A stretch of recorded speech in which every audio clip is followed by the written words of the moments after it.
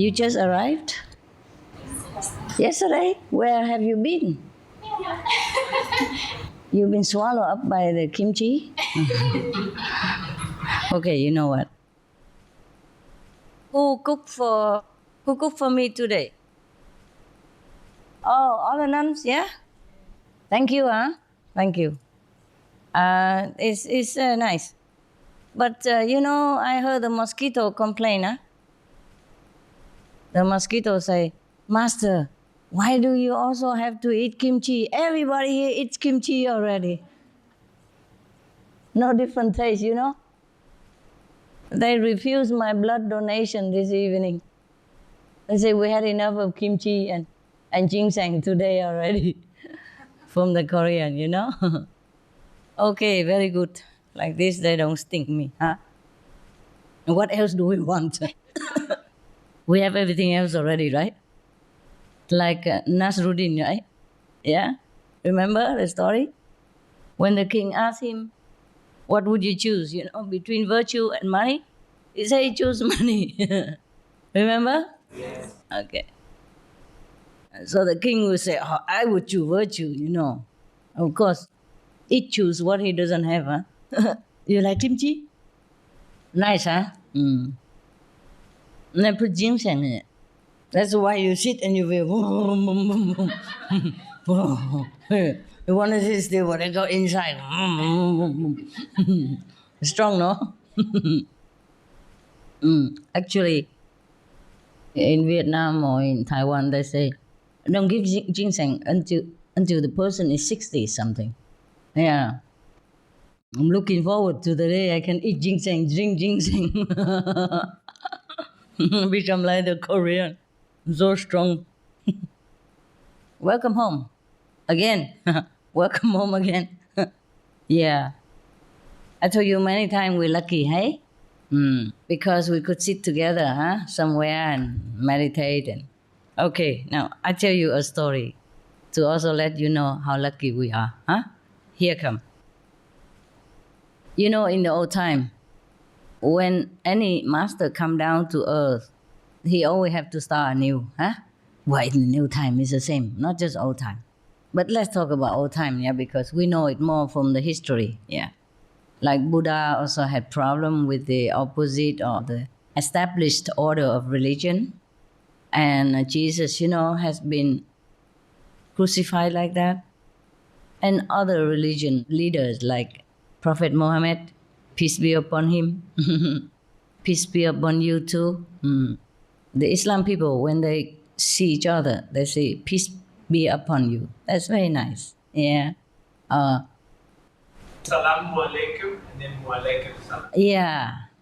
Salam alaikum and walaikum salam. Okay. You return it, Yeah, like peace be upon you and peace be upon you too. And peace be upon all of you anyway, on all the world. Let's hope so. Also, sometimes they say, may God bless you, or, may God protect you. Very nice greeting, Yeah, very positive. I like it very much. Now, you see, the Sikh gurus have also been persecuted. And the Prophet Muhammad, peace be upon him, probably when he was alive, there wasn't much peace upon him. You see, they've been harassing him from place to place, and that was a terrible time for the Prophet and his followers. Even Buddha has been also harassed by the established religious authorities. Yes, this happened everywhere.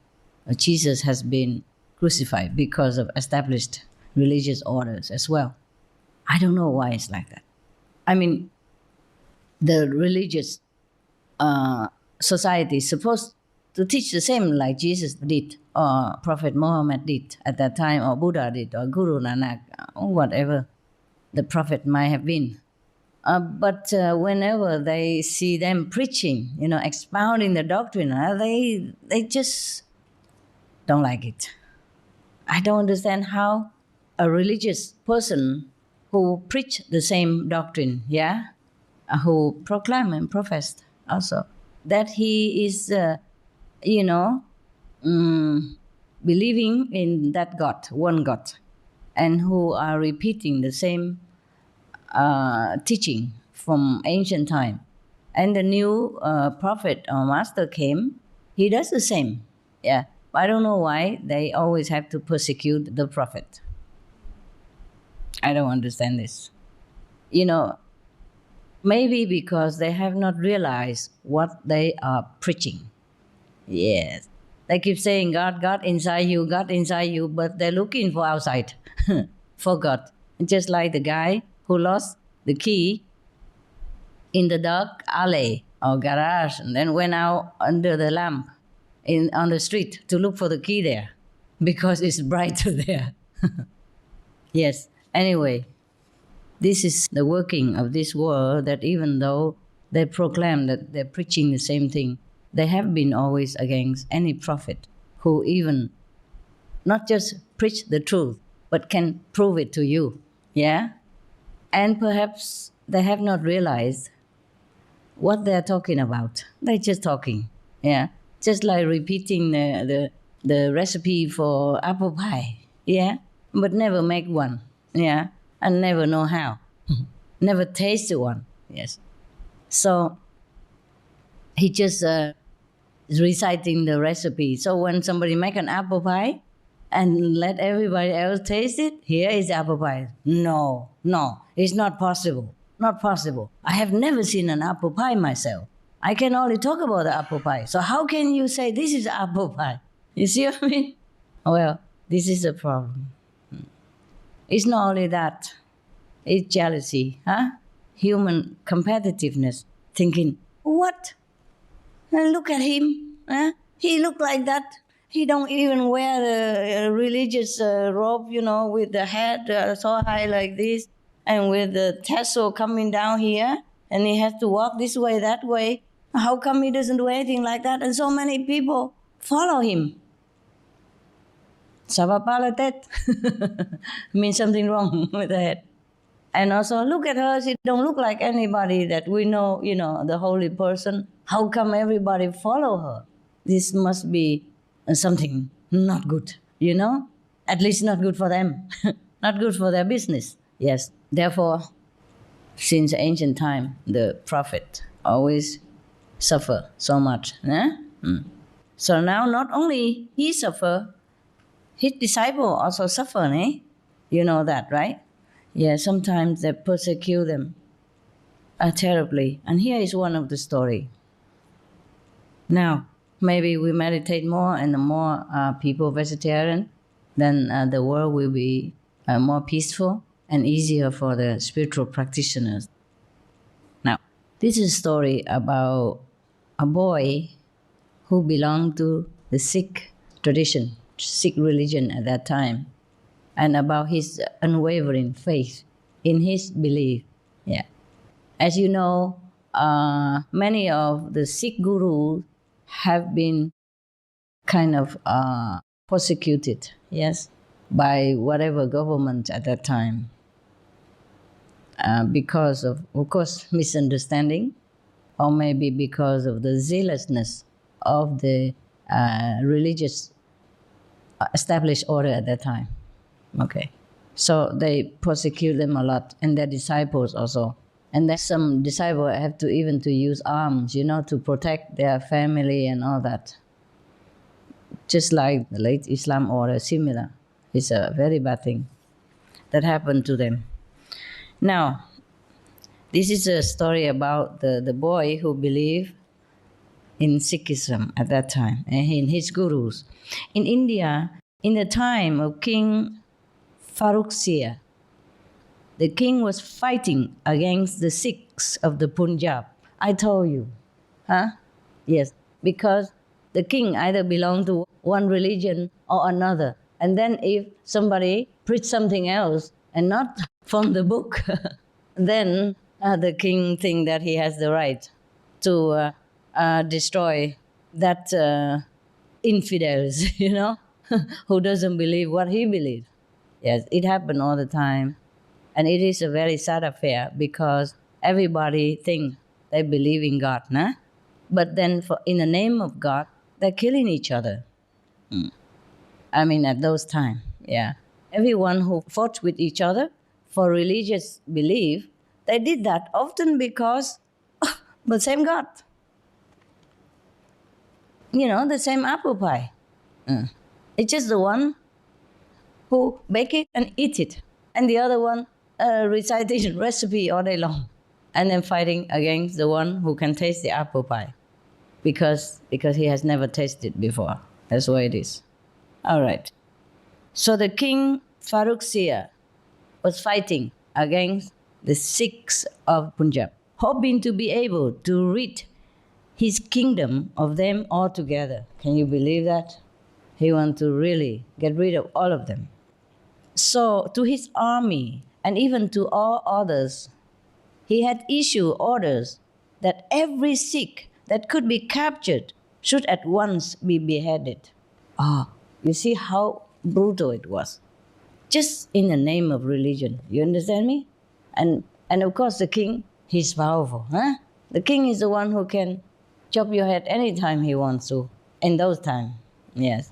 So if the king is not enlightened, and he's also like a fanatic as well, then of course, wow, you can imagine how difficult it is for the Sikh gurus and his disciples to be able to survive at that time, yeah? But faith always prevails. And no matter how difficult, people have always believed and follow those masters, yeah? Sikh or Jesus or Prophet Muhammad, Buddha, etc. Nothing can stop them. Nothing. So the king offered a reward of 200 rupees to each and every one who brought in the head of a Sikh. Oh, terrible.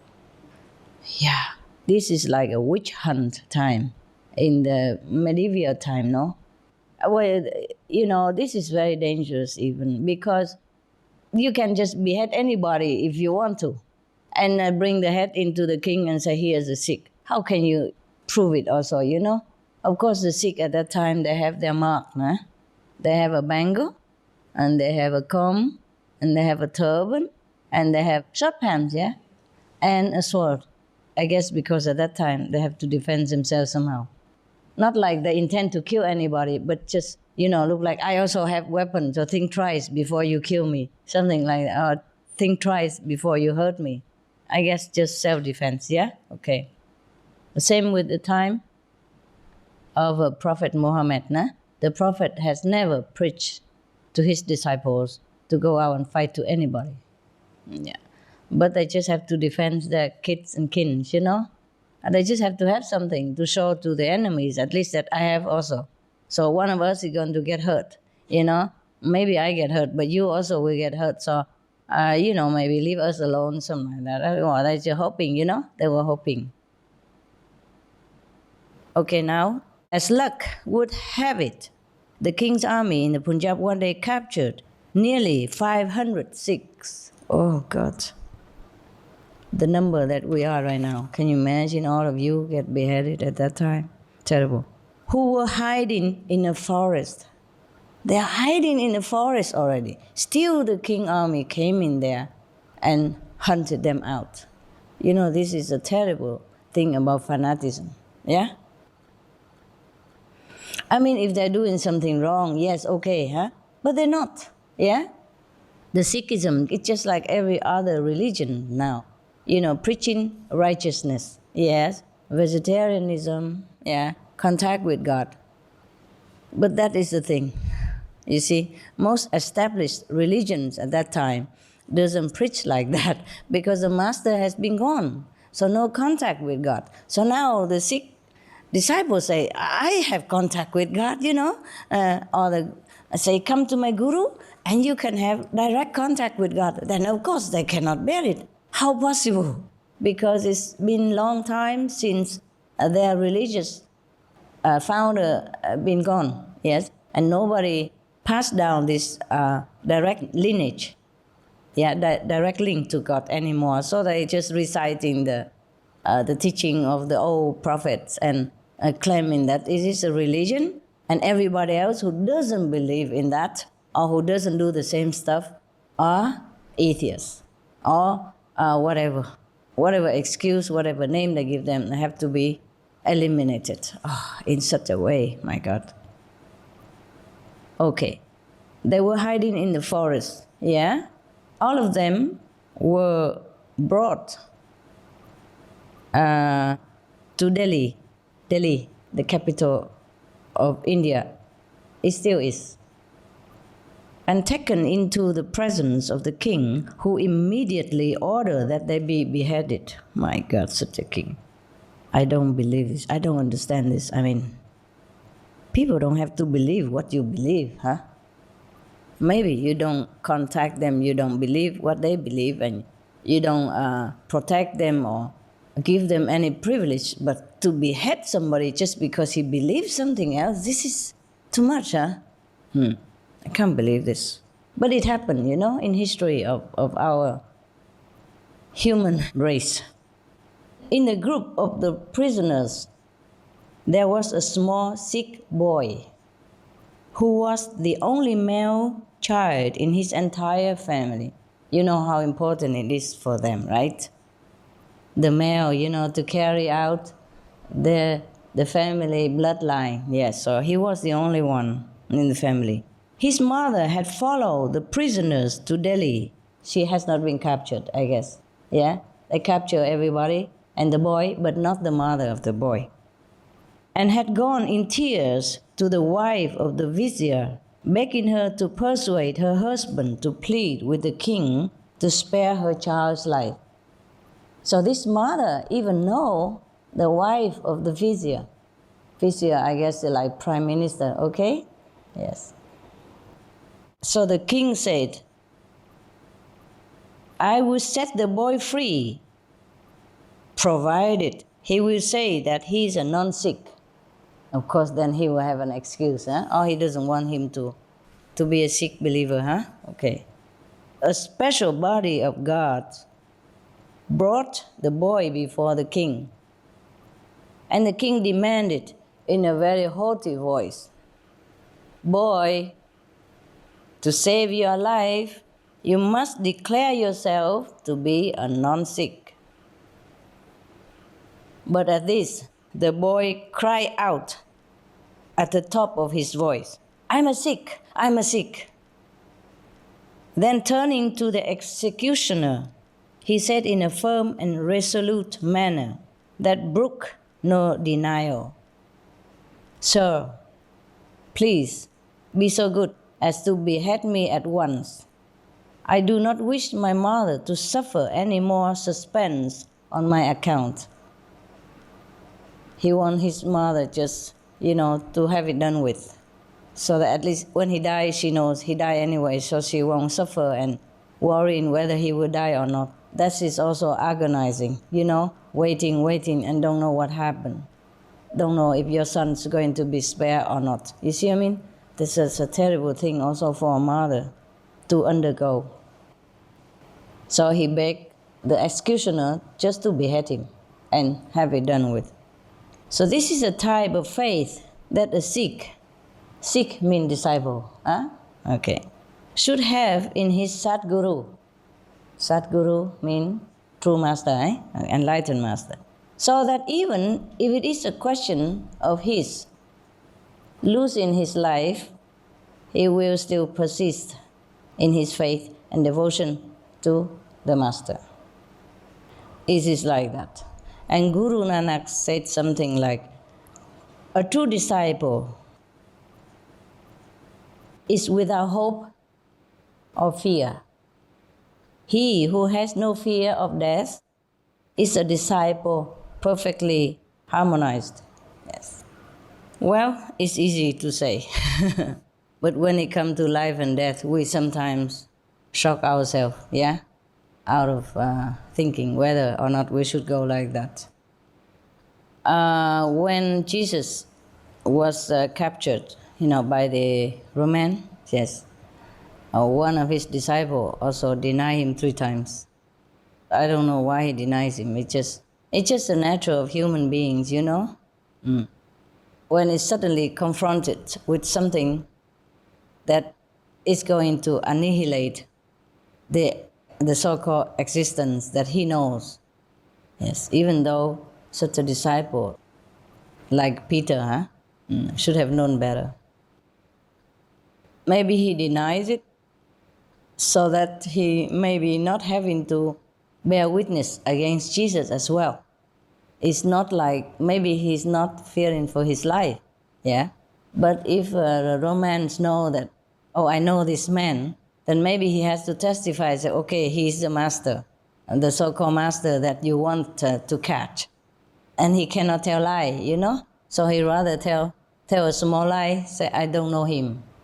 Then later having to, deny that he is a master even. You understand me?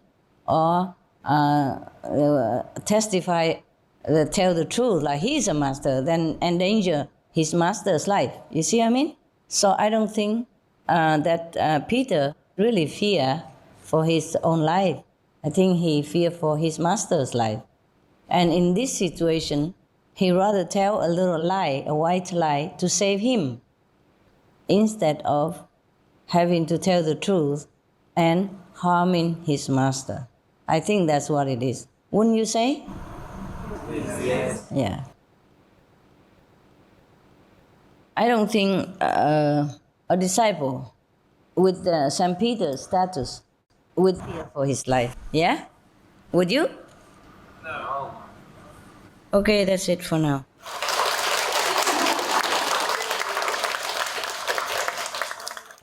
I'm glad you have come and bring kimchi and nice to see me. Why? You've seen me not long ago, right? Many times. Many times. If I never feel enough. Never feel. Poor girl. What are you doing right now? How your tempo doing? I'm going through a lot of stuff, Master. Really difficult time. Difficult time again? I never heard you were going to easy time. Ever since I knew you. What is now? No, this time it's money and it's my family and it's my insecurity. Money. But that has always been the case. You borrow something and something like that? You cannot have a small apartment or smaller house?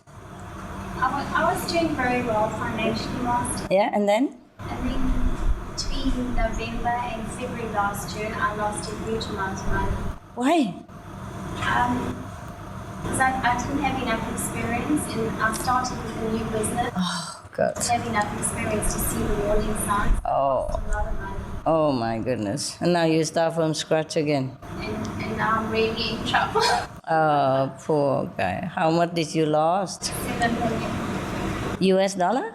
No, How much is that in US dollar? it's $1 million. $1 million. $1 million. That's a lot.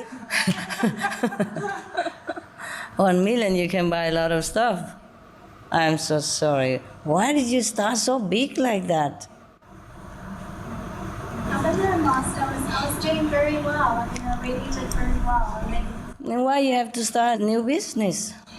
because I did real estate for 18 years and I was tired. I didn't want to do it anymore and I didn't feel inspired. Oh, God. But life is tiring, you know. Tiring is still better than $1 million loss. Oh, jeez. Don't worry. Money gone is sometimes better than life gone. In Vietnam, we say if you lost some money, then you spare your life. Maybe your life costs $1 million. Who knows? Phew. You are expensive, you. You expensive thing, you. Huh? Yeah. Getting more and more expensive all the time. First time I heard you just some 100,000 only. Now it's gone to $1 million already. But that's the funny thing, Master. Last time was when I lost the money with the insurance company, and that was in 97. And then you really, really helped me to become very wealthy. And then when I was wealthy... You forget to be careful, right? Well, I don't know if it was also karmic because I had a very bad fight with my brother. If you have money, you had bad fight. Is that what it is? I had a lot of money and things were going very well. And then one day when I came back from Taiwan, I felt inspired to include my brother in the business with me to encourage him. Yeah. And then we ended up having a very big fight. And I don't know if that the karma from that fight is what actually caused me to lose all that money. Maybe not. Or if it was just my own lack of concentration. Well, maybe that money doesn't belong to you. Or maybe it goes so that you're still here. Yeah. Who knows? Maybe we can always start it again. I told you the story of a millionaire who lost a lot of money, and then he do the sponge bath with his wife for 3 years. And then he bought the bakery, and then later he, still sponge bath for many years behind the business, saving the money for cars, saving even bus fare, everything. They just eat, cold food together in that back of the business for 3-4 years, and then bought another bakery and become millionaire again. Just a bakery even. Yeah, because they work hard, and whatever they earn, they save. That is the thing, you save $1, that means you earn $1 also. Similar, yeah. Even no tax, yeah. Anyway, wow, that was a lot, huh? I'm sorry to hear that. And you still come here? Yes. And you have all the jewelry all over you that was when I was still rich. I could buy your jewelry. Okay, keep it for souvenir. Remember your rich time, huh? Yeah.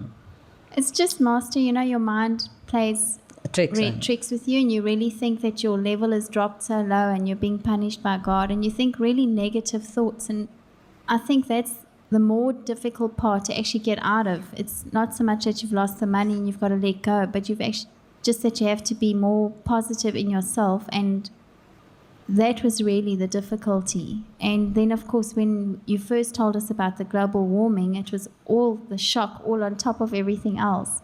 But now I'm much better about the global warming, thanks to your grace. And I mean, I'm coping with my financial situation. It's just I have to struggle with my own It's another global warming at home. Yeah. Individual level. Yes. I'm telling you, yes. Yeah. We have no fear, whatever. Yeah? Yeah, okay. Better. Yeah. You feel more comforted and more calm, No, Master, I was just going to ask, what is the situation now with global warming? Is there any further news you have for us? Are we winning against it? How many more people vegetarian? I don't know, baby. I didn't look recently. But, at one time I thought we made it. When we first came out with all the SOS, we had like 1/5 of them. But then they fall back, you see? Even after it has been proved that cigarette, for example, is harmful to the human being, they still try to prove the opposite, Something like that. And even scientifically speaking already, they still try to make something out of, of nothing, you see. So even now, people still make all kind of excuses not to go veg, some people. So I thought we made it already, and then no. The force of bad karma is so strong that it pulled them back, It's like a big tidal wave, You were swimming, you're almost at the shore already, and then it come in and swoop you back into the sea, and then you started, almost anew again. Yeah. Anyway, we're working, okay? We're working, and I hope that when the critical mass is stabilized, then maybe we have better results. Some of the diseases related to meat consumption and or production: rabies, anthrax, sleeping sickness, Q fever, norovirus, swine flu, Ebola reston virus. Cured meats and fish increase leukemia risk in children. Antibiotic-resistant superbug infections from a strain of Staphylococcus aureus. Blue tongue disease, E. coli, salmonella. Bird flu, mad cow disease or Creutzfeldt-Jakob disease, 90% of the population at risk. Pig's disease or PMWS, listeriosis, shellfish poisoning, pre-eclampsia, Campylobacter, Clostridium difficile, diseases hidden in healthy appearing livestock, some of the costs of meat eating. Infertility, eating just one serving of meat per day increases the risk of women's infertility by 32%, with additional meat consumption increasing the risk. Heart disease. Over 17 million lives lost globally each year. Cost of cardiovascular disease is at least $1 trillion a year. Cancer. Increased childhood cancers and adult reproductive cancers from hormones in meat. Colon rectal cancer. Over 1 million new colon cancer patients diagnosed each year, more than 600,000 colon cancer-related mortalities annually. In the United States alone, colon cancer treatment costs about $6.5 billion. Millions of people are newly diagnosed with other meat-related cancers every year. Diabetes. 246 million people are affected worldwide. An estimated $174 billion spent each year on treatment in just the United States. Obesity. Worldwide, 1.6 billion adults are overweight, with 400 million more who are obese. Costs $93 billion each year for medical expenses in the United States alone. At least 2.6 million people die annually from problems related to being overweight or obese. Environmental. Uses up to 70% of clean water. Pollutes most of the water bodies. Deforests the lungs of the earth. Uses up to 43% of the world's cereal. Uses up to 85% of the world's soy. Causes world hunger and wars. 80% cause of global warming. Plus more. Some of the costs of milk consumption. Cowpox from milking cows. Bacterial microbes, pesticides and enzymes found in cheese derived from the inner stomach linings of other animals. Up to 80% of the calories in cheese are from pure fat. Breast, prostate and testicular cancer from hormones present in milk. Hysteria and Crohn's disease. Hormones and saturated fat leads to osteoporosis, obesity, diabetes and heart disease. Linked to higher incidences of multiple sclerosis. Classified as a major allergen. Lactose intolerance. Plus more. For more urgent information, please visit www.suprememastertv.com/killers. For help quitting, please visit. I think it's a little bit stabilized now. It just, we didn't reach the critical mass yet, you know? And it takes some time to know whether it is stabilized or not. You see what I mean? Sometimes, like, people come to my lecture and immediately they start vegetarian diet, yeah? And they even got initiation and continue vegetarian diet even for a while. And then friends, family, business, travels, inconvenience or habits, you know, pile back on them, and then some of them fail. Remember? Yeah. Yeah. Huh? You have that, yes, of course. And then maybe sometime later on they return, you know. It's not just our group, you know. Many people outside also, they follow some other tradition. They became vegetarian, but then they fell back, yeah. And then after I saw Supreme Master Television talking about SOS, yeah, and also about the vegetarian diet and the consequences for the global warming and the health of human beings. And now that we have all kind of, I tell them to collect all kind of evidences from scientists, from doctors, yeah, and all that. So when they read that and they heard we talking about vegetarian diet again, then they return to vegetarian diet after many years. Yes.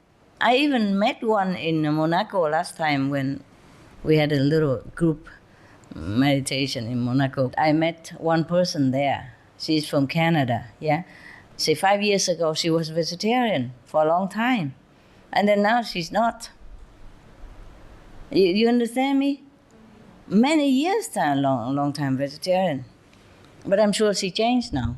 Because I tell her, you better return to vegetarian diet. I'm sure she would have. But the thing is, people is not infallible. Yeah. They change sometimes. It depends on whether they are strong or not in their mind, in their willpower, or if they keep in good company or not. Yes, if they keep in good company with you, you go group meditation every weekend. That's why I told you, please go group meditation. And you are together, you see? You see? Like this, it's together, huh? It's difficult to break, huh? You see what I mean? Even just 3, or just 2 of them, difficult to break, yeah? But 1. See this? Easy, yeah? It's just a little wood, you know. It's not karate, don't worry. I won't use it on you. I will only break your ego if necessary. Yes. You understand me? Yeah, okay. So if people fall, maybe because they're lonely, you know, they're alone and nobody support them, and they don't have this group supporting energy, and they have to go out, socialize with, the world. Most of them are meat eaters. And slowly, one at a time, a little bit at a time, 1 bite at a time, then they reverse the meat-eating habit. Understand that? Yeah. It's to feel sorry for them. That's why I say go group meditation. You be stronger together. Yes? You be stronger together. You see, the wall is made up with many bricks. If it's 1 brick, it won't be so strong. It won't be so strong like that. Yeah. So group meditation is important. Until you're strong by yourself, then you'll not waver. Wherever you go, it doesn't matter anymore. You know what? When you're a little tree like this, huh? Anybody can hurt you, yeah? But when you grow into such a big, an ancient tree, difficult to cut you down, eh? Nowadays, people even protect those trees. So grow into such a big one, then we'll be protected. Who knows, yeah? One day we'll be protected, huh? Most recently, I spent some time in Africa to record for Supreme Master TV. And in the last country I was at was in Gabon. And something happened, and I'm not feeling very good about it, and I'm not sure how to deal with it. We went there, and the brother that went with me knew people there. So he organized the car and everything that we need to drive around. Yeah. And initially, I didn't feel very good about it, but finally I just went. I thought, just go. Yeah. And, it turned out these people that we borrowed the car and did all this stuff for us, they owned a company, a foresting company that cut down trees. Oh, God. And so we went with the opposite people. Yes. Okay, but you could convert them. You could tell them, don't do it again, at least. They spoke Chinese. And so we did this whole trip, and finally I felt really sick about this, and I knew why. And I didn't know how to fix it. I had like $200 on me, and I gave it to this guy to give to them to say, this is for me, for the car, everything. But I still feel like I'm dragging this box of karma or something. I don't know if it's my mind or... Well, no, at least you tell them, don't do this. At least you are there to convert them, to change them. Not everybody born saint. Yeah. Even the saints are born sometimes be affected by the environment. You must know in Africa, the country is poor, difficult to find job. Cutting trees is already not so gruesome as cutting dogs and all kind of things. You understand me? They do all kind of things in this world. Sometimes even for fun. Go out hunting, chop down somebody's head. Just for fun, some ducks or some poor helpless creature, and call that mainly, sport. So do not blame those people. You should have talked to them and say, look, I know, it's your job to be there to change them, not to let them make you feel bad like that. The other brother, I think he spoke to them because they spoke Chinese. They're from China or something. Yeah. But I don't know, I just don't feel very okay with it. Well, you should have talked to them, The whole world is not okay. Yeah? Where do you find okay? You tell me. Where is okay? Except okay. Within our group, huh? And within other spiritual group. Where else is okay? Where people are not connected with God is not okay. Even though maybe it look okay on the surface, a lot of people, they don't understand that cutting down forests is something that they should not do. They think just cutting the trees. Besides, it's not even their initiative. They just work for some big bosses somewhere. You see what I mean? And they contract it even internationally. So he thinks he's doing an honest job. Yeah, get paid to cut down some trees. You understand me? You should actually not condemn people so quickly. And therefore, you feel bad. Of course, you don't like it because you know it's not a good thing that they have done. But you should turn around and know why they did it. They just don't know. Just like most people, they eat meat, they don't see how the cow or the pig has been killed in such inhumane and cruelty. Yeah? And people who wear fur do not see how they, beat the head of an innocent baby seal, for example, like that, just to get a little piece of fur to adorn some temporary body. You understand what I mean? Something like the two ends is very far from each other. The one end is killing, yeah, and the other end is beautiful product, already made, so nothing that can evoke their feeling of guilt or pity for the animals. When they see a beautiful fur coat, they say, "Oh, I want that." And the husband have money bought it for her just to please her, you see? And she want to wear it just to please people's eyes and to herself, to make herself look beautiful. So the intention is good. It's just the other end, they don't realize it. They cannot see it. And it's not immediately hit them that some poor creature had to die in such a cruel way in order for that fur coat to be made or for that piece of meat to be on your table, for example, like that. So people don't know.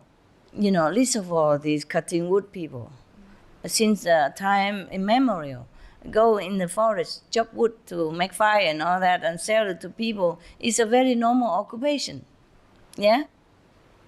It's just right now, they do it en masse. They chop forests just to raise cattle, yeah? Or do all kind of things that is not very helpful to the world, yeah?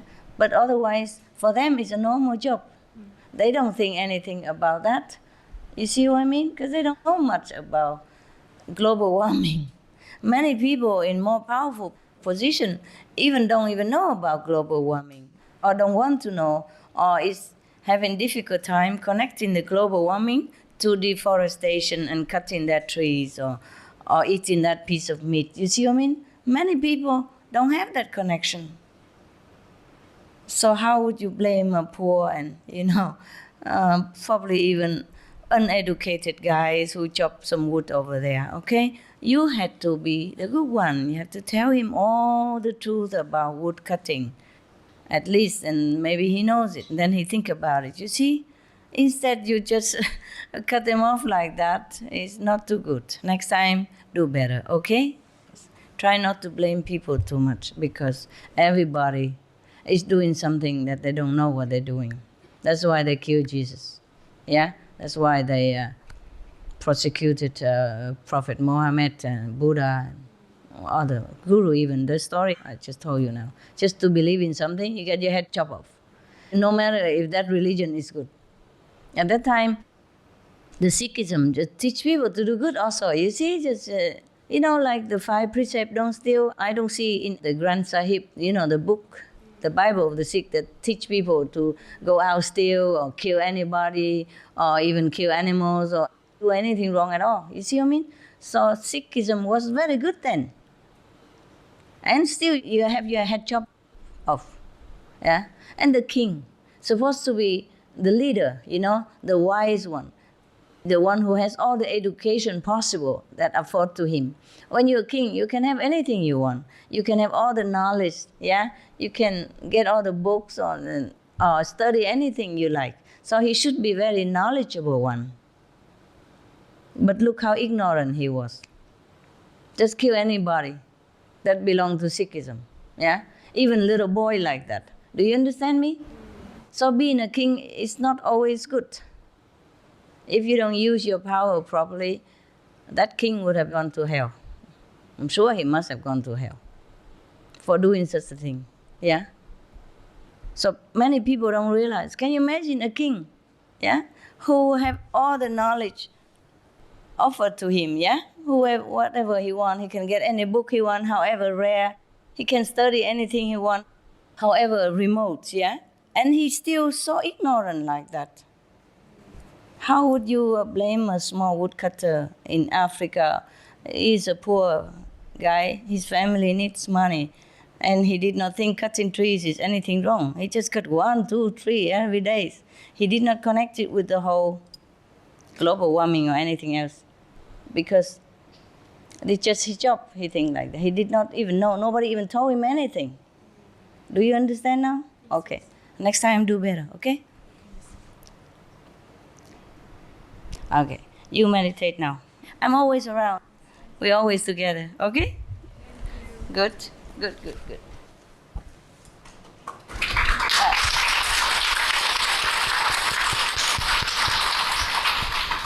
I'm right here, okay? I'm running around all day with you, right? Thank you. You're welcome. You beautiful people.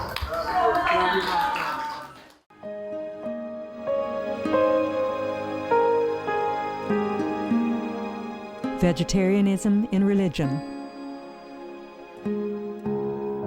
The Baha'i Faith.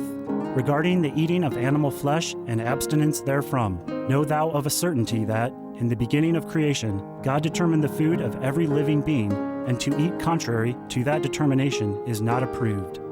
Selections from the Baha'i writings of some aspects of health and healing. Buddhism. All meats eaten by living beings are of their own relatives. Lankavatara Sutra.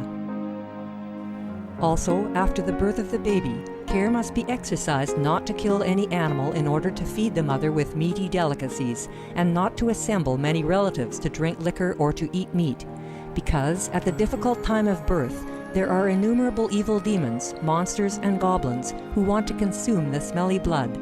By ignorantly and adversely resorting to the killing of animals for consumption, they bring down curses upon themselves, which are detrimental to both the mother and the baby.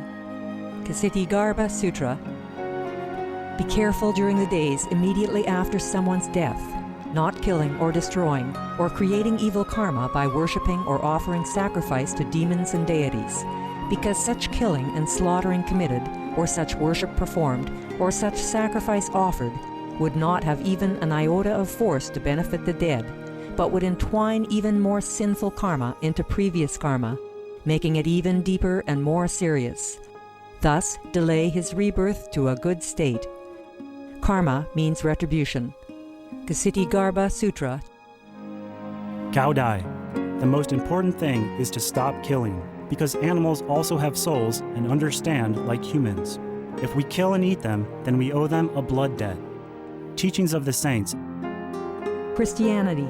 Meats for the belly, and the belly for meats, but God shall destroy both it and them. Holy Bible. And while the flesh was yet between their teeth, ere it was chewed, the wrath of the Lord was kindled against the people, and the Lord smote the people with a very great plague. Holy Bible. Confucianism. All men have a mind which cannot bear to see the sufferings of others. The superior man, having seen the animals alive, cannot bear to see them die. Having heard their dying cries, he cannot bear to eat their flesh. Mencius. Essenes. I am come to end the sacrifices and feasts of blood, and if ye cease not offering and eating of flesh and blood, the wrath of God shall not cease from you. Gospel of the Holy 12. Hinduism. Since you cannot bring killed animals back to life, you are responsible for killing them. Therefore, you are going to hell. There is no way for your deliverance. Adalila. He who desires to augment his own flesh by eating the flesh of other creatures lives in misery in whatever species he may take his birth. Mahabharata anew. Islam. Allah will not give mercy to anyone except those who give mercy to other creatures. Hadith. Do not allow your stomachs to become graveyards of animals. Hadith. Jainism. A true monk should not accept such food and drink as has been specially prepared for him involving the slaughter of living beings. Sutrakatanga. Judaism. And whatsoever man there be of the house of Israel, or of the strangers that sojourn among you, that eateth any manner of blood. I will even set my face against that soul that eateth blood, and will cut him off from among his people. Holy Bible. Blood meaning flesh. Sikhism. Those mortals who consume marijuana, flesh, and wine, no matter what pilgrimages, fasts, and rituals they follow, they will all go to hell. Guru Granth Sahib. Taoism. Do not go into the mountain to catch birds and nets, nor to the water to poison fishes and minnows. Do not butcher the ox that plows your field. Tract of the Quiet Way. Tibetan Buddhism. The offering to the deities of meat obtained by killing animate beings is like offering a mother the flesh of her own child, and this is a grievous failure, the supreme path of discipleship. Zoroastrianism. Those plants I, Ahura Mazda, or God, rain down upon the earth to bring food to the faithful and fodder to the beneficent cow. Avesta. Everybody knows that vegetarian diet is good for health and to save the planet. They will be awakening their own great, compassionate, loving self-nature, and then their level of consciousness will rise up automatically, and they will understand more than they ever did, and they'll be closer to heaven than what they are right now.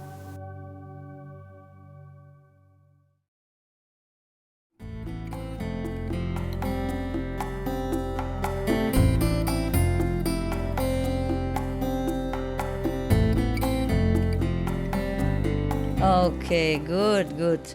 Where from? Australia. Tell me where you're from. Puerto Rico. Oh. Panama. Welcome.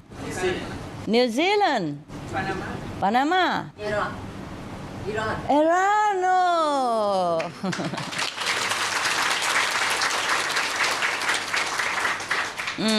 Salam alaikum. Salam.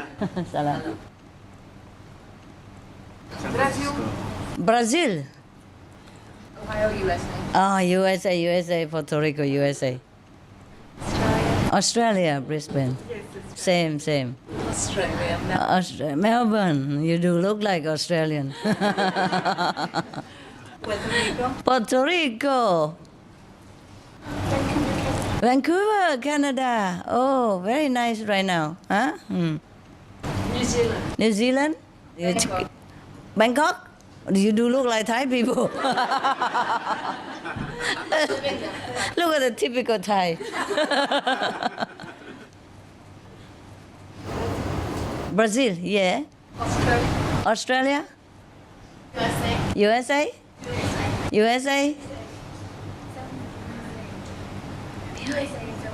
Behind there. New Zealand. Vancouver, Canada. Next one? Argentina. Oh, bienvenido. New Zealand. Tunisia. Oh, salam.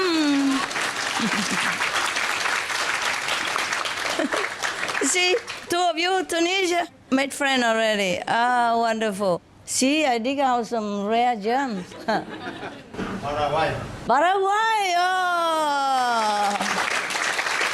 Welcome. Any rare subject? Costa Rica? Wow. Panama also a little rare, yeah. Where from? Brazil. South America, but where from? Brazil where? Sao Paulo? Goiânia. Okay, welcome. Right. Any rare jewels somewhere else? Welcome. Anything special? No? You.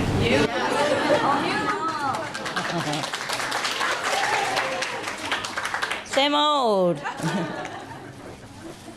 Okay. Now let's have a story. This is a Vietnamese story, but I translate it into English. Okay, this is the story about different angles, yeah? The truth from different angles. There were 3 persons, tourists, walking around in a forest, looking around. And it's a very nice weather that day. Yeah. The sky is blue and clear, and the wind is so nice and cool, and the scenery around is very calm and refreshing. Yeah. So 3 of them just walking, and then they arrive at the foot of the mountain. And then suddenly they look up on the top of the mountain, and they saw a guy standing there, like a statue, just standing there. So immediately the first one said, I betcha this guy is looking for his dog that might have been lost in this kind of dense forest. So the second guy said, no, I don't think so. You know what? I think he might be waiting for someone. So the third person say, you both wrong. You know? Both of you are wrong. I think this guy, according to me, I'm sure this guy is standing there just breathing because he likes the fresh air of the mountain and the forest. Okay. So 3 of them begin arguing. 3 of them, each one thinks they have the reason, you know, that they are right, and the other ones are all wrong. So they become heated arguments. My goodness, just because of a poor guy standing there. It's none of their business. See what I mean? This is a typical of human mind, yeah? There's nothing to do. They make things up, and then they begin to make trouble with each other. All right, now, then after a while, they're tired. They say, okay, we better all climb up to the top of the mountain and ask this guy why he is standing there. Oh my God, how dare he? How dare he standing there and make trouble for the 3 people? All right, the way to the mountain top is very difficult, you know? They didn't know the correct way, so they just fumbled themselves climbing up with rock and trees and all that, climbing up, just to know why the guy was standing there. Yeah, you're laughing, but a lot of people do this kind of thing, you know? I mean, they waste their time for nothing. And I tell you what, some people just climb up even without any guy standing there. You know, right? And sometimes they even perish, you know, I mean, it's for fun.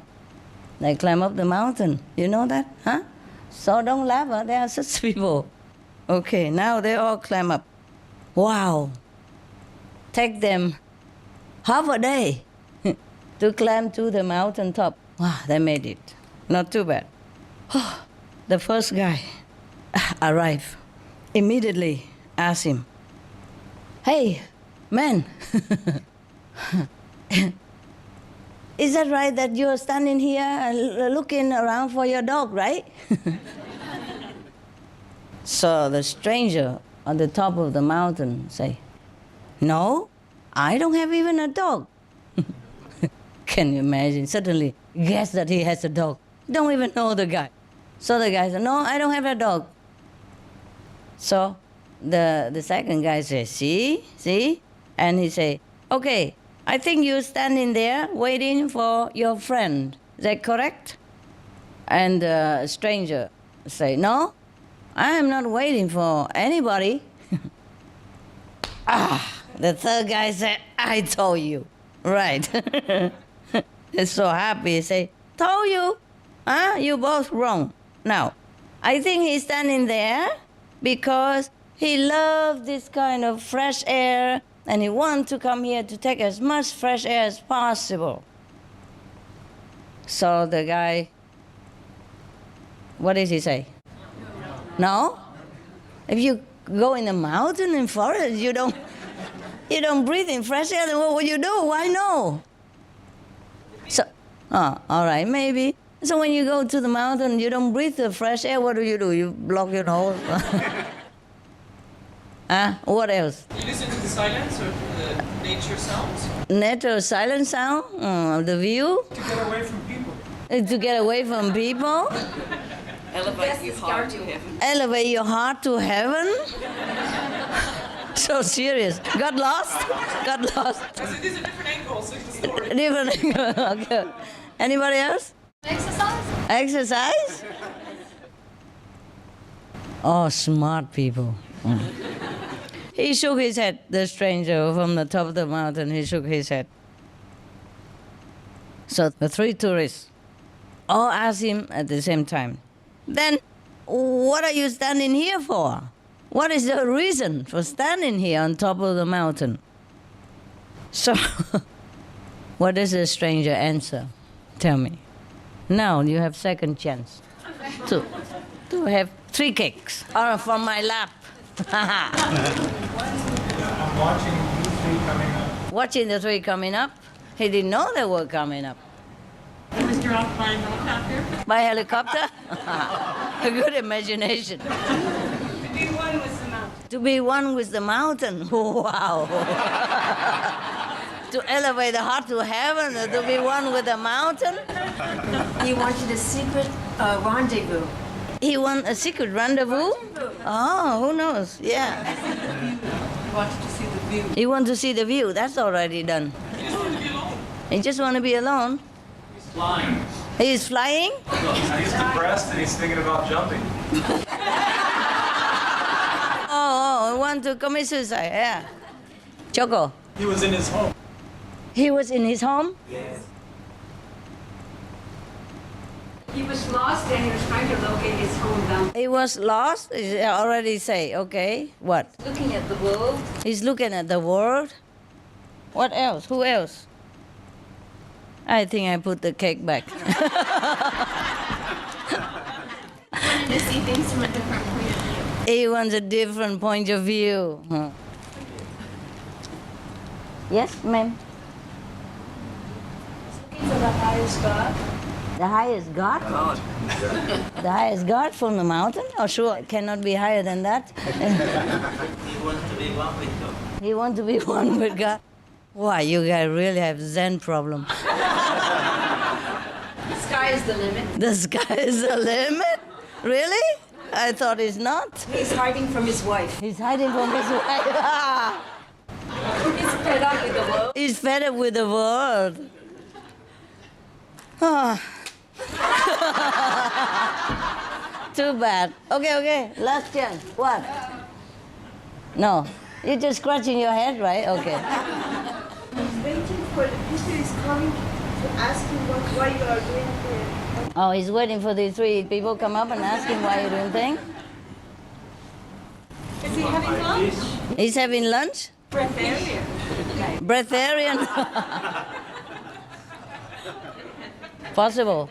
Went to see Supreme Master Television. A bad reception downstairs. He probably checking his antenna up there. Possible. Has no reason. Has no reason? Yeah. Good idea. Come here.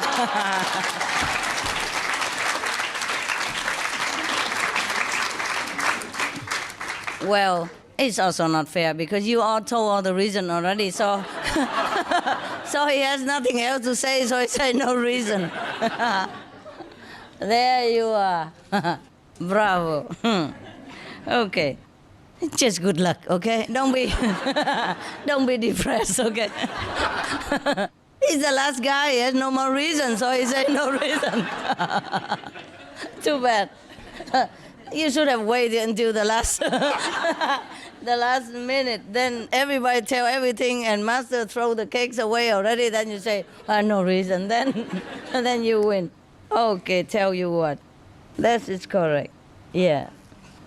The guy shook his head. Yeah. And laughed out loud. Yeah. and saying that I stand here because I want to stand here. I have no reason. I have no purpose. What is your business that you ask so many questions? Okay. So you see, this is typical of our mind, yeah? Anything, we just have to nose into it. Why? What? Where? How come? Understand me? Sometimes there's no reason at all. Remember, you see the film called Forrest Gump? Similar. Oh my God, the American, you should have known that. The guy kept running, remember? And everybody run after him, and all the journalists, the television. Why are you running? Why not? You know, sometimes people are too busybody. Yeah, like these three people. We are laughing, but we are like that, huh? I mean, mostly we busy ourselves for nothing. Yes, that's why, you know, the world people, they don't have time for meditation. They're busy with irrelevant things. If we're busy with important things, okay, but they don't know the priority, you know? We have only like 24 hours a day, yes. And we have to put priority. What thing we have to do first, yeah? And then what is important or not important? If not important, forget it. Even not important question, don't ask, yeah? Not important task, don't do. Not important place, don't go. Not important things, don't talk about, yeah? Otherwise, we will never have time, yeah? Never have time. Is it true that sometimes people come and bother us, you know, and make us busy for nothing? So you just have to know when to say no, eh? Tell them when, huh? Say, sorry, I gotta do something. Yeah, it's true, no? Because if you don't do anything, you go meditate. That's also doing something. And the most important job in the world, yeah? Sometimes because we're busy, we even have to sacrifice that. So anytime, if some people are overstaying their welcome or talking nonsense and wasting your time, just say, sorry, I really have to go. Go where? Go in your bathroom, meditate. If you sit in the living room, then you go in the bathroom. Maybe climb out of the window, go somewhere else. Yeah, sometimes people just don't leave you alone, hey? Yeah. And sometimes people come in the name of helping you, but they make more trouble, you know? Just go to stick around and ask nonsense and undo what you're doing, and you have to do it again. All kind of people. And the mind is like that. It's truly a nuisance. Truly a nuisance. But if we don't have the mind, then it's also difficult for us to function in this world. Yeah? Yes. If we are mindless, also no good, is it?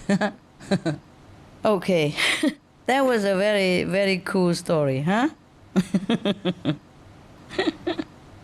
A lot of people, you know, are the same when they want to find out the truth. They want to search for the truth, but they're looking elsewhere.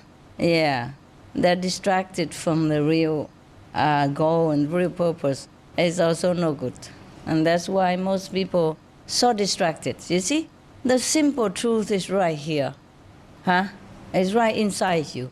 But looking everywhere, mountain, you know, river, sun, the moon, and churches, temples, whatever, yeah, that we believe in. In Vietnam, we have a saying that the Buddha in your home is not holy. It doesn't respond. So you have to go to the temple to beg for the same Buddha, you know. Maybe bigger statue, but same name. Shakyamuni Buddha, yeah? People sometimes in their home, they have an altar, you know, they have a Buddha statue, and they also put a flower there. But mostly they go to the temple to beg for favor, yeah. What it means is not necessarily physical like that. Like if you know a person too well, sometimes you take him or her for granted. Like, oh, I know her, she's nobody, yeah? she's just my sister, or she's just my mother, or she's just a colleague, you know. It's not a position, eh? It's not the appearance. It's something that person has. But if you're too close and you know that person physically too long or too well, you will not have too much of faith in that person. Mostly it's like that, yeah. And go looking elsewhere for something else. And, you know, like last time I told the story about Guru Amadas, the Sikh Guru. Yes. His brother-in-law is a guru already, Guru Angad, yes. But all his life he has never gone to him. He go to Himalaya, to the holy shrine, and he go to bath in the Ganges, and he go looking for all the statues around India to beg for knowledge. He has nothing until he's 70 years old already. And then he really sincerely wants, and suddenly God have helped him. Yet that lead him to his brother-in-law next door. Yeah, it's very funny. Understand? Yeah? He went all over. He went to the most dangerous place in India, you know, like in the Himalaya. Places are not always safe, eh? Yeah. Sometimes the cliff is very steep, yeah, and very deep, and the Ganges River is down there, and you climbing on the mountain, or the road is about this big, you know, and it's slippery because of glacier, you know, and if you slip your foot, that's it. Not even God can help you, nothing can help you. But they went to all these kind of pilgrimages, hoping to find the truth there, yeah. Their sincerity is very, very laudable, yeah, but their outcome don't have, yes. I have also been there too. I'm not laughing at these people. I'm just telling you, we are silly. We go everywhere, and we miss the point, yeah. But you are not that silly. You never went to Himalaya. You got it just like that, huh? Smart people. You see, like this guru of 70 years old, later he became a guru even. Yes, because he was so sincere and humble. He knew his time is short, and he devoted all his time, day and night, to serve, his brother-in-law like a guru, truly. And he was very, very humble, very, very humble and very devoted, day and night. No matter what, he do it for his master. He's like a servant in the house, that much, yeah. Just a brother-in-law, you know. But after he was awakened, he knew that, oh, he's a guru, so no doubt. And he devotes all his time, day and night for him, even though he's already 70 years old something then. But he go and fetch wood, you know, chop wood, fetch water, clean the house, cooking, wash the dishes, wash the clothes for all the children of his guru and all that.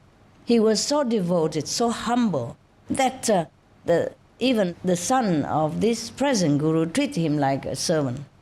So after he has become a master, even after 70 years old, he became a master. When Guru Angad passed away, give him the mantle, and he became a master, one of the Sikh guru, very famous. At 70 years old something. After 70, you don't count anymore. No need. But the thing is, you know, we normally look down upon this, we think, oh, too old already, what else can he do? But he lived until 120, so he has so long time. 50 years of service. Who can live that long sometimes, eh? I mean, most of the master, they became master when they are a little older already, yes? So it would be nice if he can serve 40 years, 30 years, you know what I mean? 50 years is a lifetime for a master, huh? Okay. So after he became a master, his nephew, looked down upon him because the son thought that his father would have passed the mantle on to him instead. It's like a family business, you know, why give it to somebody else outside? Even it's an uncle, you know, but it's not real uncle. You see, in-law, uncle-in-law. So he was very angry with the Guru Amadas. And he was very, very arrogant, yeah. He always finds something to quarrel with the old Guru, yeah, the so-called servant Guru, yeah, older one. And very jealous and very haughty and treated him like dirt. So one day, the son of the deceased Guru, Angad, passing by the new Guru, the old one, 70 plus Guru, passing by with a horse, like this, don't even go down from the horse, and see the Guru sit there. And he was asking him,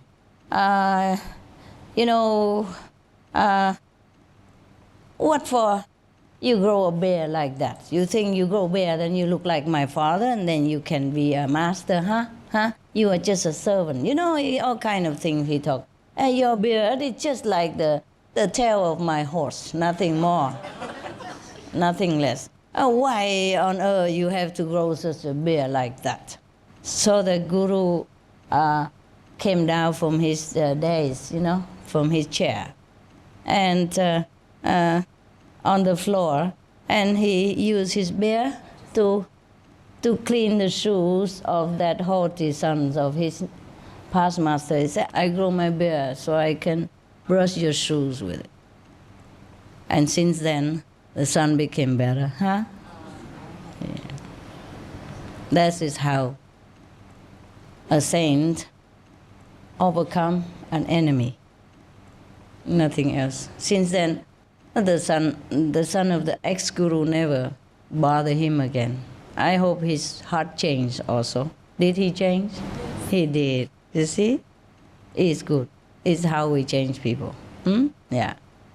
It's very difficult to change people with something else, such a people like that. Huh? I was in Florida once, and I lived next to a neighbor who's very difficult.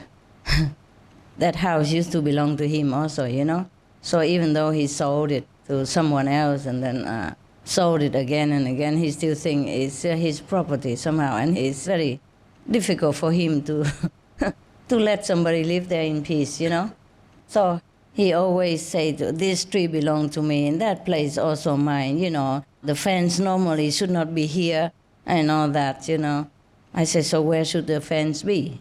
He said, over there. I said, okay, over there it shall be. And then we moved the border over there for him.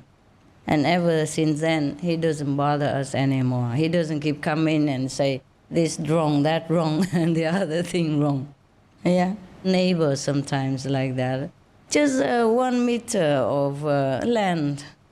He can feel very uncomfortable if it belongs to you. Yeah. He's just making trouble because his heart cannot be pacified that somebody else took his house. He has 2 houses, that belong to one compound, but he divided into 2. And he sold one, which I got, and the other one he rented. Yeah. But he couldn't let go, so he always come over and say something, this and that and others. So we moved the fence and he's very happy. Yeah. It's like that. This is a very strange mind, yeah? We don't live long in this world, but we're very possessive sometimes. And we make things important. We make things more important than it is, and we regard things that are important. In fact, they are not. Yeah, we make important things out of nothing. A mountain out of molehill, yeah? Right? That's what they say. So all we do is just have to watch our minds. Yeah. And not watching why the guy is standing there. Watch us. That's why I give you the diary. Every day really check it up. And then slowly we eliminate all the undesired trace of habit that we did not even know we have. Only when we check every day then we know truly like that. It's difficult, but try it. That's how people became better, yeah? In the old time, they do that also. Like some people, they have 2 jars,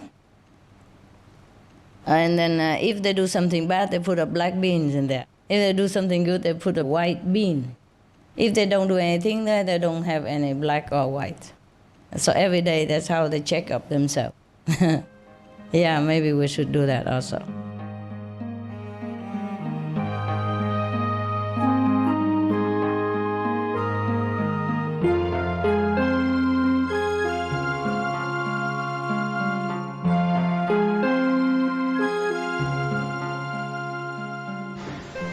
Ngày nào cũng có tai nạn mà chưa thức tỉnh. Ở Na Uy thấy nhà nước họ cũng có tí tiễn về ăn chay chứ không? Dạ. Con xin đơn nhập đồ chay vô á. Thấy nhà nước họ chấp nhận rất là lẹ. Có 3 tuần Mà Na Uy là EU mà họ chấp nhận là khó lắm. Vậy hả? Dạ. Tại trước khi con xin đơn á, con cũng gửi cái SOS của sư phụ á. Con gửi mấy cái sách biếu của sư phụ á, nhỏ nhỏ đó, tiếng Na Uy á. Rồi gửi cho nhà nước rồi họ đọc. Họ rất là khẳng định cái thích ăn chay á. Rồi nhập đồ chay vô á sư phụ. Rồi. Thấy cũng bán chay cho người bản xứ họ ăn á. Tại bán rẻ hơn thịt chứ họ thấy ăn sao giống thịt quá. Thấy giống như cũng rẻ hơn thịt. Thì thấy họ ăn nhiều lắm sư phụ. Rồi tụi con làm mấy cái web mà để trong internet á. Rồi người bản xứ họ vô đó họ đặt. Bước đầu tụi con nhập đồ chay á, qua rất là khó khăn á. Vậy hả? Nhờ sư phụ gia trì ăn bại và suôn sẻ ở đâu vào đó á. Tại vì bây giờ họ cũng biết lần rồi.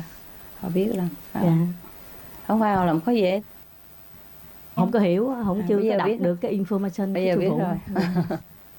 Dạ thưa sư phụ, thứ 6 tuần vừa rồi đó tụi con ký được cái giấy mà hứa bán nhà hàng đó sư. Kỳ này sư cho tụi con mua được rồi. Tháng tới là lấy nhà hàng. Ở đâu vậy? Dạ ở giữa cái hai cái Bastille với lại hơi Biblic á.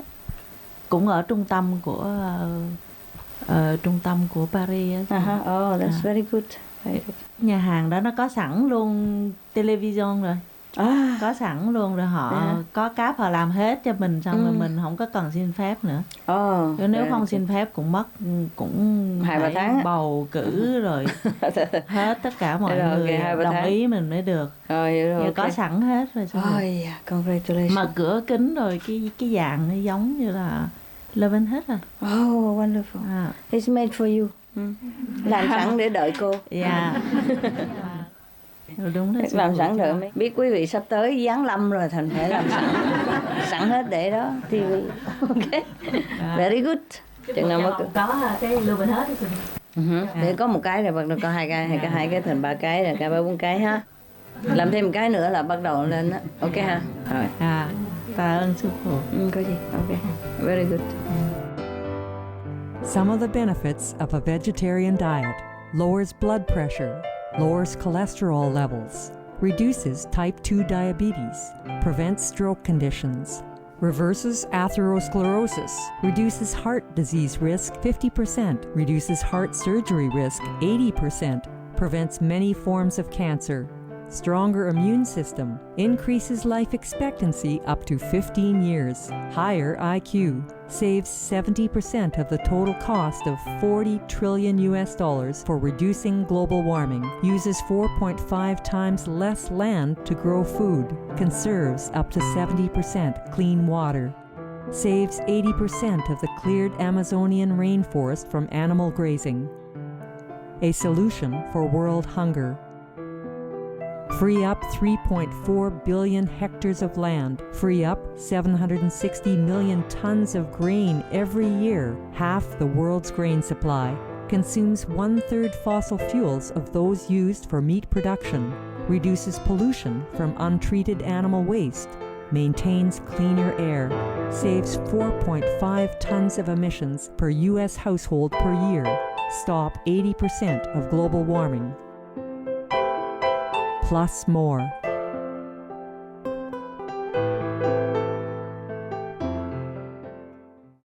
Cho con xin hỏi một câu.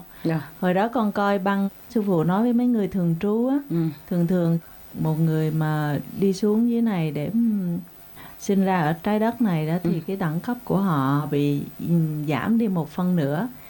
Như vậy cái lúc mà mình thọ tâm ấn á, mà mình thấy lại cái cảnh giới của mình đó là cảnh giới nó đã giảm rồi hay là cảnh giới trước khi mình tới vậy sư phụ? Tùy theo. Nhiều khi nếu mà mình chưa có làm nghiệp chướng nhiều á, thì mình có thể là lên cao hơn cái cảnh giới mà mình từ đó mình xuống nữa. Còn nếu mà làm nghiệp chướng nhiều thì chưa chắc đã lên được cái cảnh giới mà mình đã bỏ để mình xuống đây.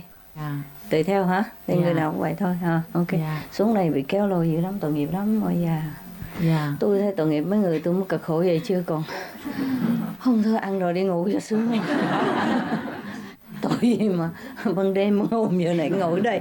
Ban đêm hôm làm việc cả ngày cả đêm. Ở dưới này tu hành khổ lắm. Con thấy nhiều khi mình ngồi thiền, mình ở trong nhà cái hay mình đi thiền đường nhiều, mình thiền cái mình thấy lên vậy, cái đi ra ngoài đường không có làm gì hết, đi vô xe lửa hay là đi ra phố một cái về là thấy sụt xuống liền. Thì nó như vậy chứ lên xuống hoài. Vậy chứ sao bây giờ? Không sao đâu. Lên xuống là cái lúc đó thôi. Nhưng mà mình cố gắng thì bữa nay một chút kia một chút, họ giữ đó ở thiên đàng có ghi hết á. Xuống không sao đâu. Ví dụ bây giờ mình vô mình học đại học rồi, hiểu chưa? Mình năm thứ nhất đại học rồi ha. Thì vô trong trường thì mình nghe nói trên trời dưới đất đó, nghe sướng quá rồi, ok vậy. Mà mình chạy ra ngoài lát quên mất tiêu thấy chưa? Mất tiêu nhưng mà ngày mai vô học tiếp chứ. Đâu có mất cái lớp năm thứ nhất đâu. Nhiều khi mình quên thôi.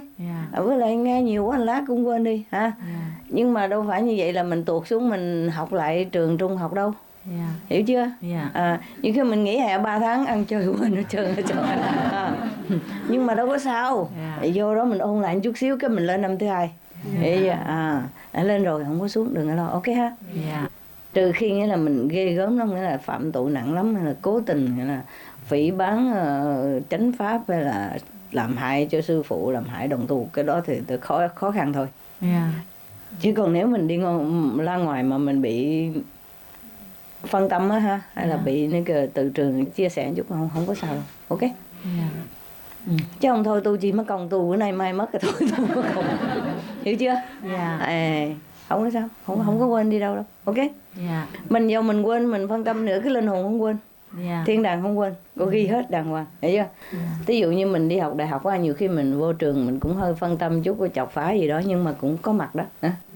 Thầy có ghi đàng hoàng, này có vô mà, phải không? Rồi bữa nay mình lười nhưng mà mai mốt mình hối hận, mình bù lại ha. Thì mình khi mà mình tu mình thi cũng đậu. Tại mình có đi học mà, ghi danh đàng hoàng, phải không? Mỗi ngày có, đi vô lớp có, ok. Rồi. Chà nhiều quá sư phụ không có mời cà phê được nha. Lẽ ra khách tới nhà không gà chay thì cũng vịt gà chay. Mà thôi kệ, dòm nhau cười đủ rồi. Chào sư phụ. Nói về Loving Hết á, con là có người thiết kế ở bên USA á. Bây giờ ở bên USA á sắp mở 3 căn nữa của Loving Hết. Ở bên LA chắc 1 tháng nữa sẽ mở. Ok. Florida chắc khoảng 2 tuần nữa mở. Bên đó mở nhiều quá hả?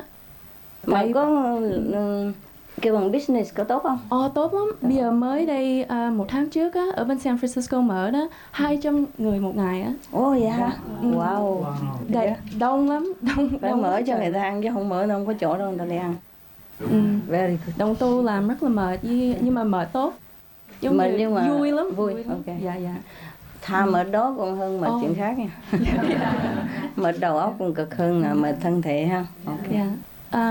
Linh có đi bên New York á, 80% ở trong cái Manhattan có chỗ là cái chỗ đông nhất á, có khu đông nhất á, giống như rất là nhiều nhà hàng thịt á đi đóng cửa hết rồi. Đóng cửa rồi. Rồi đóng cửa thì 80% đóng cửa. Giống như đang ế lắm á.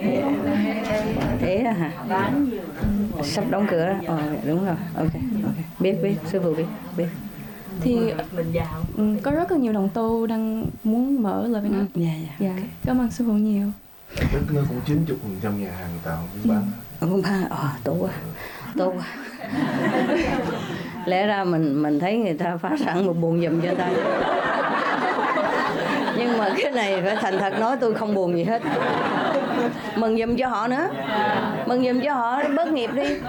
Nếu mà họ mà tiếp tục bán đắt hả? Tối ngày cứ chặt gà chặt vịt hoài là cái tay chân đó là mai mốt không biết đi đâu ạ. Hiểu chưa? Nghiệp chướng nặng này lắm. Như vậy họ phá sản như vậy nhưng mà linh hồn họ được cứu à? Biết đâu tự nhiên cái họ tỉnh ngộ ra, không có còn chặt gà chặt vịt đó, cái tự nhiên tỉnh ngộ ra cái mở hàng chay đi hả? Hoặc làm những chuyện khác có công đức hơn nhiều, chứ đâu phải phá sản là không tốt đâu ha. Cái này phá sản là tốt lắm. Mấy nhà hàng thịt phá sản như nào tốt như nãy cho tốt cho địa cầu nữa. Thôi bác, giống như 50% off. Trời ơi, tức là cái gì cũng hạ giá xuống 50% á, 40-50% á. Nó bán không được. Bây giờ đâu cũng vậy hết á. Ok, vậy tốt quá rồi, ok. Rồi có việc làm rồi, có việc làm. Dạ.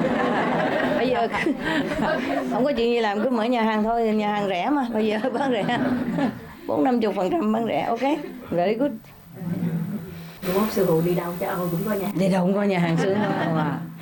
Hồi đó giờ chỉ có cái niềm mơ ước duy nhất đó. Đi đâu không có đồ ăn nữa. Thì cái hồi đó sư phụ hồi mới đi học Hoàng Pháp vô trời đi kiếm nhà hàng chay cực lắm. Cái ăn lăng nhăng á mà, bánh mì với lại cái gì á, ketchup gì đó. Hả? Thưa sư phụ, ngày con coi chương trình truyền hình của sư phụ á, đài sư phụ truyền hình Vô Thường Sư á, mình thấy là rất là phấn khởi, nhiều người ủng hộ chương trình sư phụ, và ngay cả những cái người mà tên tuổi, những người mà đinh tinh bằng bạc á, cũng ủng hộ, con rất mừng. Con mong muốn làm sao con số nó là cái người ăn chay đó càng ngày càng tăng lên cho nhanh. Sẽ địa tăng. cầu này biến chuyển nó thật nhanh. Sẽ tăng bác ơi, sẽ ăn chay hết. Phấn khởi. Hả? Phấn khởi lắm hả? Ai đâu? Thưa sư phụ, hai vợ chồng con ở Phần Lan đấy, mà làm bán đồ chay đấy thì chúng con đi gọi là vòng quanh hết Phần Lan này 9 năm nay rồi. Nhưng mà bây giờ là tình hình là về ca nhạc đây thì cái bến người ta cho thuê rất là mắc. Mua bến chứ không phải mình cứ cái xe mình đậu vô mình bán đâu. Không có nhà hàng lớn thì làm nhà hàng nhỏ, hay làm cái gì mà take away cũng được nữa.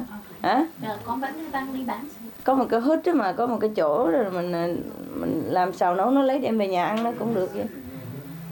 Rồi từ từ làm lần lên.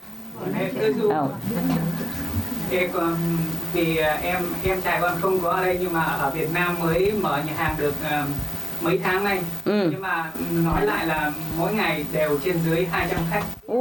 Không có ngày nào dưới 100 khách cả. Ở gần Hà Nội thôi đó hả? Ở Hà Nội thôi mà tốt vậy đó hả? Mà đông khách lắm. Đông khách. Thì ai cũng ăn chay hết hả? Rất là nhiều. Chủ yếu là sinh viên các trường đại học. Tại họ biết á nha, họ coi trong computer rồi biết mấy người là tốt quá, tốt quá. Ok, very good. I like that. I like that.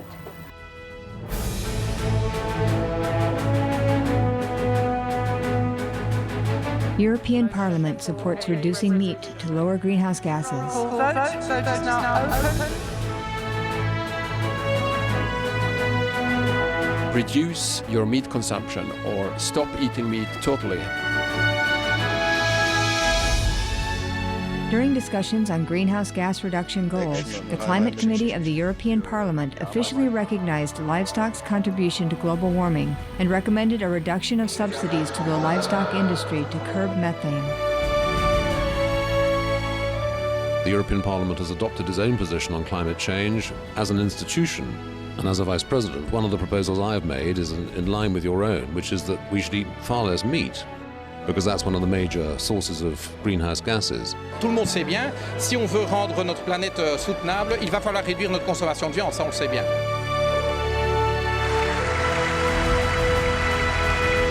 My name is Jens Holm, I'm a member of the European Parliament. Please, be veg, go green to save the planet.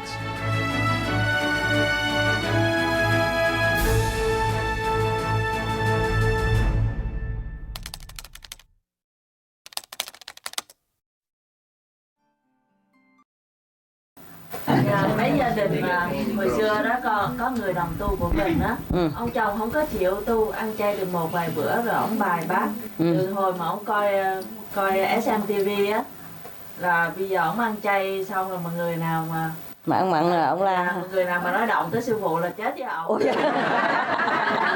Vậy hả? Bây giờ dữ vậy đó. Ok. Bây giờ cái Ông ăn chay rồi ông hiểu, rồi ông coi đài sư phụ á. Người nào mà nói động tới sư phụ nói chứ có làm được giống bả không? Thấy không, người ta đó, phụ nữ một mình mà người ta làm được bao nhiêu chuyện đó. Đúng rồi. Rồi cho phép luôn đứa con gái 15-16 tuổi cho thọ tâm ấn, cho cô đó thọ tâm ấn luôn. Ok, vậy tốt. Thì cái chứ tại họ không hiểu ấy chứ hả? Làm việc cực khổ lắm, được cái gì đâu, phải không? Có bao nhiêu tiền cũng ra hết.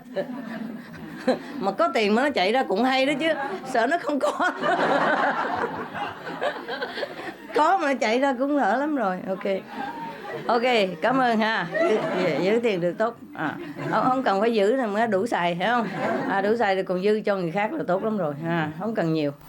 Nghĩa là đủ để cho người ta hay là làm những việc này kia nọ đó ha. Chứ cũng phải sư phụ giữ để ăn. Tôi ở nhà ăn dạng gì hiểu rồi ha. Mua cơm cái gì đó, gạo lứt muối mè. Ăn đặng cho nó vừa bổ mà nó vừa rẻ mà vừa dễ đó mà. Ở nhà sư phụ tại không có đồ ăn khác, chỉ có gạo lứt muối mè thôi, hiểu chưa? Còn có ăn thêm nữa là miếng đậu hũ sống với lại cái miếng dưa chuột gì đó. Không có đồ ăn, tại vì không có rảnh mà đi chợ mua cái mấy chỗ xa đó cũng có đồ ăn nhưng mà không có ngon lành gì lắm, hiểu không? Nó súp mà cái giải thưởng hòa bình Nobel đó mà ăn cũng ngán, thấy chưa? Thành là cái gạo lứt muối mè là để cho nó vừa đủ dinh dưỡng vậy đó, dù không có đồ ăn không sao vậy đó. Nhiều người bệnh họ ăn gạo lứt mà hết bệnh. Rồi, tại vì mua đồ ăn không được mà không có rảnh đi mua, mình ăn gì cho nó khỏe không? Mấy chó cũng ăn vậy. Thích lắm. Không có ăn cơm hả? Ăn cơm, không phải ngày nào cũng ăn cơm nhưng mà đây có thí dụ buổi sáng bên nhà sư phụ ăn một ngày nhiều nhất là 2 bữa, phải không? Chó cũng vậy thôi. Con cũng tập ăn ngày 2 bữa. Buổi sáng thì mình có cái gì ăn nấy rồi, hiểu không? Bánh mì hay là những cái thứ gì mà họ làm sẵn đó mà ha. Mà sư phụ thường không có ăn sáng. Thằng dồn với một bữa cho nó lẹ, hiểu không? Ăn sáng còn ăn trưa ăn chiều nó trời ơi. Tôi thấy ăn ít ngồi thiền nó khỏe hơn. Ít ngồi thiền khỏe hơn. Mà ý sư phụ nói ha, mà cái ông mà ông nấu đồ không ngon đó là ông cũng giúp cho sư phụ, giúp cho mọi người trong nhà. Tại nấu đồ ngon ăn nhiều. Ăn nhiều thì ngồi khó, mập rồi không? Tại ra cái khi mà mình ăn ngon thì ok, ngon miệng cũng sướng vậy ha. Còn ăn dở thì khỏe, nó ốm. Ngồi thiền đỡ có cấn cái chỗ này biết không? Nhiều người ngồi không được tại nó bự quá, cái bụng bự quá ngồi không được. Ngồi dưới đất không được, phải ngồi ghế, thấy không? Ngồi cái nó cấn chỗ này nè. Thì sư phụ thấy cái gì cũng tốt hết á. Thí dụ mà người nào nấu ăn ngon, ok thì ăn thử ngon miệng nó cũng sướng ha, cũng vui vẻ ha. Còn người nào nấu ăn dở thì cũng cảm ơn ổng. Dở quá không muốn ăn. Ăn chút cái thôi. Mình không có nói cái chuyện ngoài kia, nói chuyện trong nhà thôi, chứ ở ngoài kia phải nấu cho ngon. Ở nhà thì nó khác, phải không? Ở nhà sư phụ thấy ăn giản dị nó khỏe nữa, nó không có mất thì giờ nhiều, hiểu không? Nấu nồi cơm gạo lứt để sẵn á, người đứa nào đói lúc nào đói đem vô bỏ một tô rượu quậy với cái gì đó, muối mè với bỏ chút muối hay là xì dầu vô là xong á. Là cắn 2 miếng dưa chuột nữa. Dưa chuột đậu hũ gì đó ha, nếu có. Nhiều khi ăn không thôi, cơm muối mè thôi đủ rồi. Lâu lâu người ta tới nhà hàng người ta ăn cho nó ngon miệng không? Cái mình cũng nấu giống mì ở nhà thôi vậy. Thôi dẹp mình nấu cái gì mì gói cho rồi. Hả? Kêu đồ ăn á, 3 tới 5 phút ra liền. Người ta hài lòng với cái nấu lẹ lắm, nhưng mà ngon. Yeah, very good. Vậy mới tốt. Nấu mới ngon nè, không? Mà lẹ nữa ha, mà sạch sẽ, cái điều đó là quan trọng nhất. Đừng bắt người ta đợi dài cổ, nước miếng chảy lòng thòng rồi. Chừng mà đem phở ra nó trộn với nước miếng hết ngon.